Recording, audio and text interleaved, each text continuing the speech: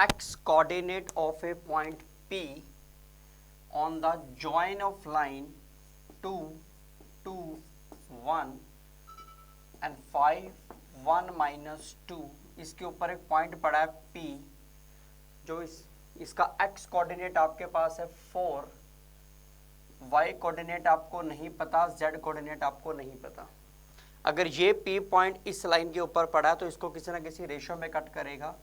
हम रेशो को मान लेते हैं k/1, तो यहाँ से 4 हमारे पास किसके इक्वल आएगा, 5k + 2 बाय k + 1। y किसके इक्वल होगा, k + 2 बाय में k + 1 एंड z किसके इक्वल आएगा हमारे पास, -2k + 1 बाय k + 1। यहाँ से हम k की वैल्यू फाइंड आउट करेंगे, 4k + 4 this is 5k + 2 minus k is equal to -2, k की वैल्यू आपके पास आएगी 2। अगर आपके पास आपको z कोऑर्डिनेट फाइंड आउट करना है, k अगर 2 है तो ये मिलेगा -4 + 1, 2 + 1 -3/3, तो z कोऑर्डिनेट इसका हमारे पास आएगा -1।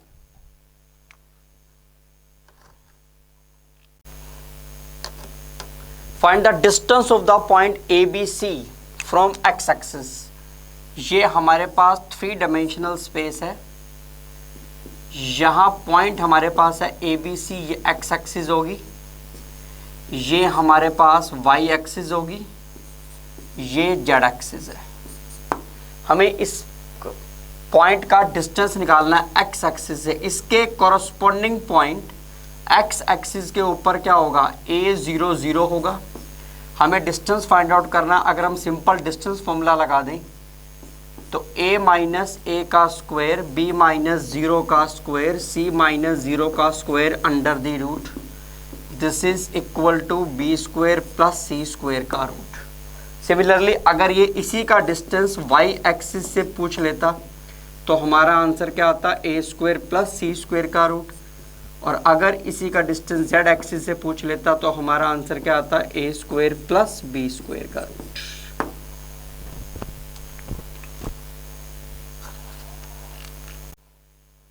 If r vector of magnitude 21 has direction ratio 2 - 3 6, direction ratio आपको दे रखे हैं 2 - 3 6, मैग्नीट्यूड आपको दे रखा है 21, हमें आर वेक्टर फाइंड आउट करना है।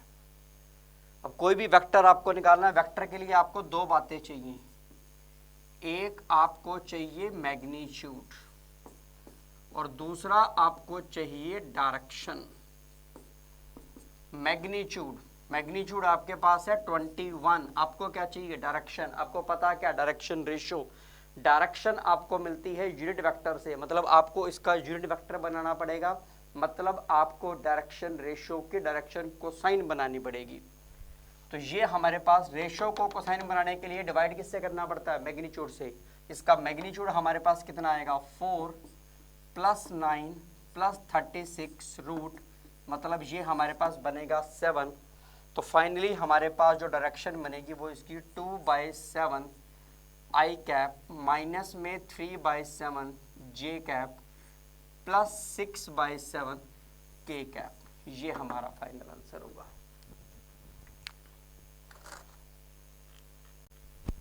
Late O is the origin, OP vector. OP vector means P vector के पोजीशन वेक्टर के बारे में बात कर रहा है। इसका मैग्नीट्यूड आपको दे रखा है 3, हमें डायरेक्शन रेशोज दे रखी हैं, हमें इसके डायरेक्शन रेशो दे रखी है -1 2 -2, और हमें coordinates of P find out करने हैं। अब ये हमें coordinates of P find out करना है। सबसे पहले हम यहाँ पे OP वेक्टर फाइंड आउट करते हैं। OP वेक्टर को निकालने के लिए हमें क्या चाहिए, मैग्नीट्यूड इनटू में डायरेक्शन। मैग्नीट्यूड हमें पता है 3, और किसी भी वेक्टर की डायरेक्शन कैसे मिलती है, डायरेक्शन कोसाइन उसकी वेक्टर उसके डायरेक्शन देते हैं, या उसका यूनिट वेक्टर, रेशो का यूनिट वेक्टर आपको डायरेक्शन देगा। तो हमें इसका यूनिट वेक्टर निकालना पड़ेगा। यूनिट वेक्टर निकालने के लिए इसको डिवाइड करना पड़ेगा मैग्नीट्यूड से या डायरेक्शनल कोसाइन निकालने पड़ेंगे। ये 1 + 4 का रूट मतलब ये 3, तो ये कैंसिल हो जाएगा। तो ओपी वेक्टर हमारे पास क्या मिलेगा, -i cap plus 2j cap minus में 2k कैप हो गया। अगर मैं p पॉइंट की बात करता हूं तो पॉइंट p हमारे पास क्या होना चाहिए, -1 2 -2। इसी पॉइंट का पोजीशन वेक्टर हमारे पास ये बनेगा। ये हमारा आंसर होगा -1 2 -2। A line makes angle alpha beta gamma with coordinate axis। Alpha beta gamma ये आपके पास डायरेक्शन एंगल्स हैं। और आपको क्या गिवन है, alpha plus beta is equal to 90 degree. हमें गामा फाइंड आउट करना है। अल्फा प्लस बीटा कितना है, 90 डिग्री है। हमें गामा फाइंड आउट करना है। अब हम ये बात जानते हैं, cos square alpha plus cos square beta plus cos square gamma is equal to 1 होता है। Cos square alpha cos square beta, beta को मैं लिख सकता हूं 90 माइनस अल्फा प्लस में cos square gamma is equal to 1 हुआ। ये बनेगा cos square alpha, cos 90 minus alpha is sine alpha, ये साइन स्क्वायर अल्फा बनेगा plus cos square gamma is equal to 1। Sine square plus cos square is equal to 1, 1 plus cos square gamma is equal to 1, cos square gamma is equal to 0। यहां से gamma हमारे पास आ गया 90 degree.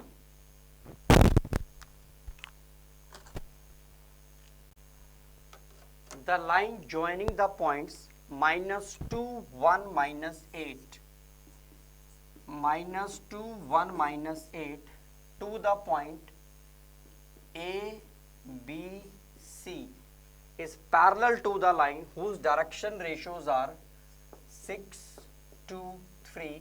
हमें A B C की value find out करनी है। अगर दो लाइंस आपके पास पैरेलल हैं तो उनकी डायरेक्शन रेशो की रेशो आपके पास सेम होगी। डायरेक्शन रेशो की रेशो सेम होगी, ध्यान रखना।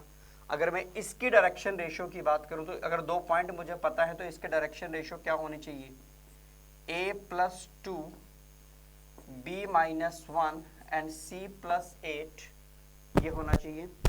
तो इसकी ratio a+2/6 b-1/2 and c+8/3 ये आपके पास आना चाहिए।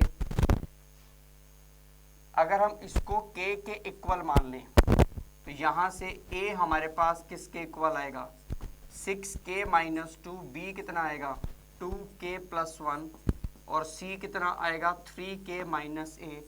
यहां से हम k की वैल्यू पुट करते जाएंगे और हमें a b c की अलग अलग वैल्यूज मिलती चली जाएंगी। a b c की वैल्यू इनफाइनाइट वैल्यूज हो सकती है, ध्यान रखना।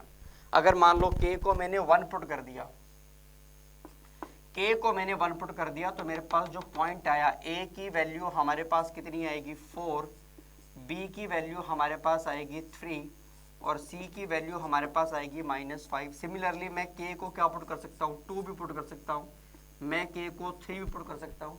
क्योंकि इस लाइन के ऊपर बहुत सारे पॉइंट्स हो सकते हैं जब लाइन इसके पैरेलल होगी, तो a b c की इनफाइनाइट वैल्यूज हो सकती हैं हमारे पास।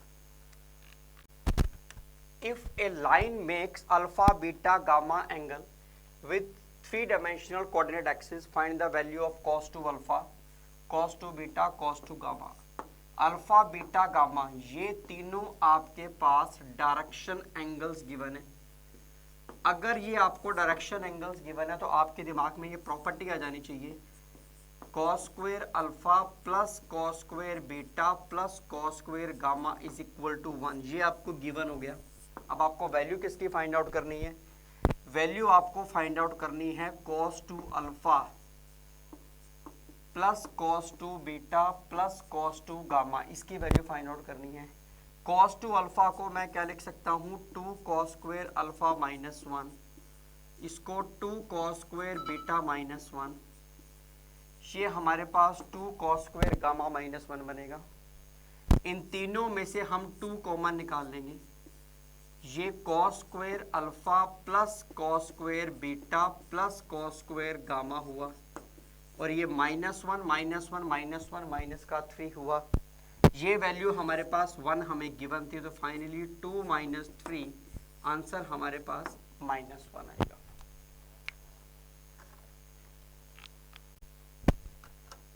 Parallelepiped is formed by the plane drawn from the point 6, 8, 10 and 3, 4, 8। ये हमारे पास एक पैरेललोपाइपड है।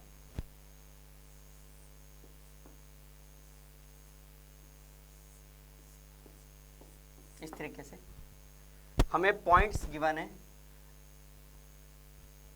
सॉरी इसकी जो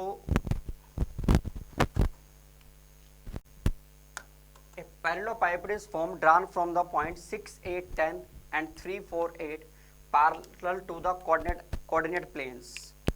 मतलब एक पैरेललोपाइपड है जिसके जो एजेस हैं वो कोऑर्डिनेट एक्सिस के पैरेलल हैं, जिसके जो प्लेन्स हैं वो कोऑर्डिनेट प्लेन्स के पैरेलल हैं। मतलब एक तरीके से वो क्यूबॉइड के बारे में बात करना चाह रहा है।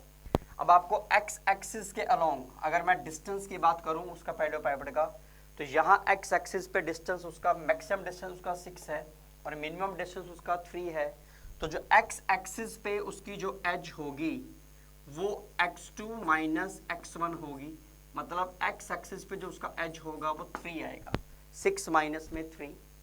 अगर मैं y एक्सिस पे उसकी एज की बात करूं तो y एक्सिस पे जो उसका एज होगा वो y2 माइनस y1 होगा। मतलब 8 माइनस में 4 यानी कि 4 होगा, और z एक्सिस पे उसका जो एज होगा वो z2 माइनस z1 होगा, मतलब 2 होगा।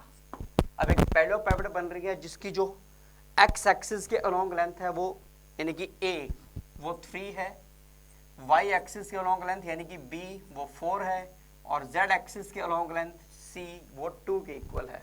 फिर उसने पूछा length of diagonal. Length of diagonal का फॉर्मूला आप जानते हैं, a square plus b square plus c square का रूट, मतलब 9 + 16 + 4 का रूट यानी कि √29।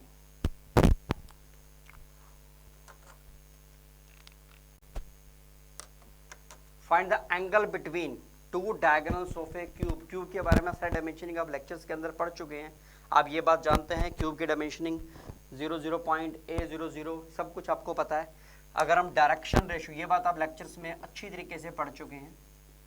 अगर हम डायरेक्शन रेशो ऑफ डायगोनल्स के बारे में बात करें तो फर्स्ट डायगोनल के डायरेक्शन रेशो 1, 1, 1 होते हैं, सेकेंड डायगोनल के डायरेक्शन रेशो -1, 1, 1 होंगे, थर्ड का डायरेक्शन रेशो 1, -1, 1 होंगे, और फोर्थ का डायरेक्शन रेशो 1, 1, -1 होंगे। अब हमें डायगोनल्स के बीच में एंगल फाइंड आउट करना है। हम कोई भी 2 डायगोनल ले लेते हैं, ये डायगोनल ले लेते हैं। अब मुझे इसका डायरेक्शन रेशो पता है, इसका डायरेक्शन रेशो पता है।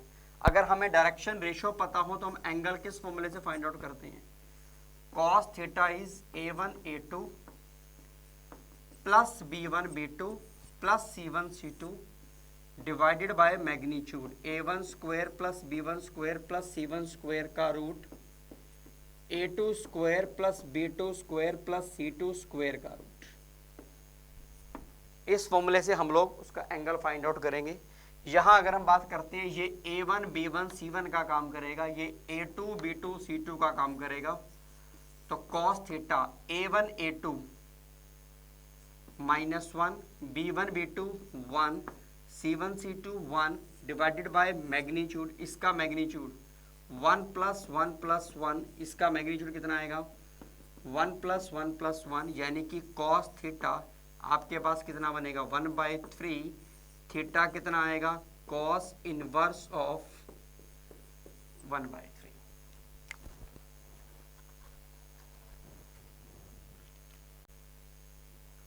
The direction ratio of 2 lines.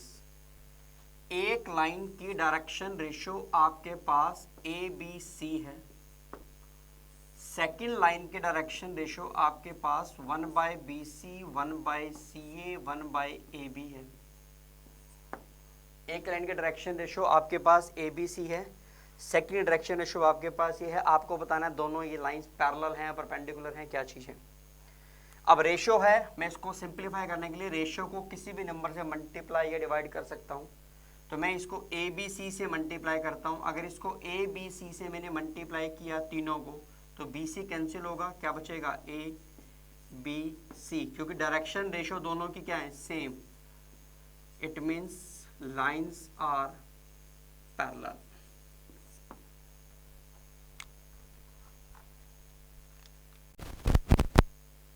Find the angle between the lines whose direction cosines are connected by L plus M plus N is equal to 0,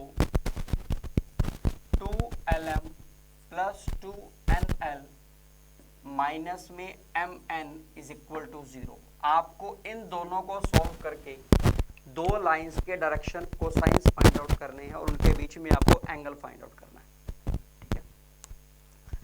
यहाँ से एक को एलिमिनेट करते हैं, हम यहाँ से वैल्यू निकाल देते हैं, किसी भी एक की वैल्यू निकाल दो, L की वैल्यू निकाल देते हैं। तो L की वैल्यू आपके पास, या एक और काम कर सकते हैं, यहाँ से हम 2L, तो फायदा नहीं होगा, हम यहाँ से L की वैल्यू निकालते हैं, M प्लस N दोनों वहाँ चले जाएंगे, 2M, L की जगह हम लोग माइनस M माइनस N को कर देते हैं, 2N, L की जगह minus M minus N put हो जाएगा, और ये माइनस में Mn इज इक्वल टू 0 आ गया।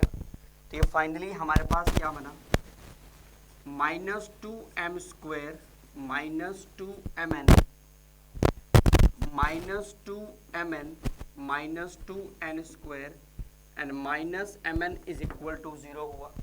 नेगेटिव हमने कॉमन लिया, नेगेटिव हमारा खत्म, क्या मिलेगा 2M square plus 5Mn plus 2N square equal to 0 हुआ। 2M स्क्वायर 5Mn को हमने ब्रेक किया 4Mn प्लस Mn के अंदर, ठीक है।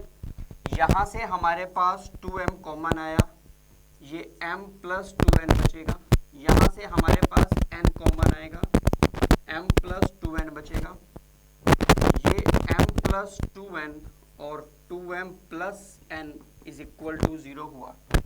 तो दो कंडीशन हमारे पास आ गई, पहली condition M plus 2N is equal to 0, दूसरी कंडीशन आ गई हमारे पास 2M plus N is equal to 0। यहां से हम M को किसके इक्वल रख सकते हैं, माइनस 2N के इक्वल आ जाएगा ये। अब L plus M plus N is equal to 0 हमें स्टार्टिंग में गिवन था। L की जगह L को L रखते हैं, M हमारे पास माइनस का 2N हो गया plus N is equal to 0 हो गया, यानी कि L is equal to N हो गया। अब जो डायरेक्शन कोसाइन हमारे पास थे वो L M N थे, पहले वेक्टर की बात कर रहे हैं, L M N थे। L की जगह हम लोग क्या रख सकते हैं, N रख सकते हैं, M की जगह हम क्या रख सकते हैं, माइनस 2N, और N की जगह N रख सकते हैं। क्योंकि ये कोसाइन है, इनको रेशो में कन्वर्ट कर लेते हैं। रेशो में कन्वर्ट करने के लिए हम N से डिवाइड कर देंगे, तो ये 1 माइनस 2,1 बन जाएगा। सिमिलरली हम इसको सॉल्व करते हैं, 2M is equal to 2M plus N is equal to 0 आ गया, यहाँ से M की वैल्यू माइनस N/2 होगी। अब हमें ये गिवन था L plus M plus N is equal to 0, L M की जगह हम पुट करेंगे minus N/2 plus N is equal to 0, यहाँ से L आ जाएगा हमारे पास माइनस N/2। फिर वही डायरेक्शन कोसाइन LMN थे, L की जगह माइनस N/2, M की जगह माइनस N/2 और N तो N है ही। जब मैं इसको N से डिवाइड करूंगा तो माइनस 1/2 माइनस 1/2 1 या माइनस 1 माइनस 1 2, ये इसके डायरेक्शन रेशियोज आ गए। हमने इसको N से डिवाइड कर दिया रेशियो बनाने के लिए। ये सिंपलीफाइड फॉर्म के अंदर एक डायरेक्शन रेशियो हमारे पास ये है, एक डायरेक्शन रेशियो हमारे पास ये है। मतलब एक डायरेक्शन रेशियो हमारे पास आए 1 माइनस 2 1 और सेकंड आए -1 -1 एंड 2। अब मैं डायरेक्शन रेशियोज के बीच में एंगल फाइंड आउट कर सकता हूँ cos थीटा। कॉस थीटा का क्या फॉर्मूला बनेगा, A1 A2 B1 B2 C1 C2 bye में मैग्नीट्यूड कितना आएगा इसका 1 + 4 + 1, यहाँ पे भी 1 + 1 + 4, तो कॉस थीटा हमारे पास किसके इक्वल बनेगा 4, 3 डिवाइडेड में आएगा 6 मतलब 1/2, तो थीटा हमारे पास कितना आना चाहिए 60 डिग्री।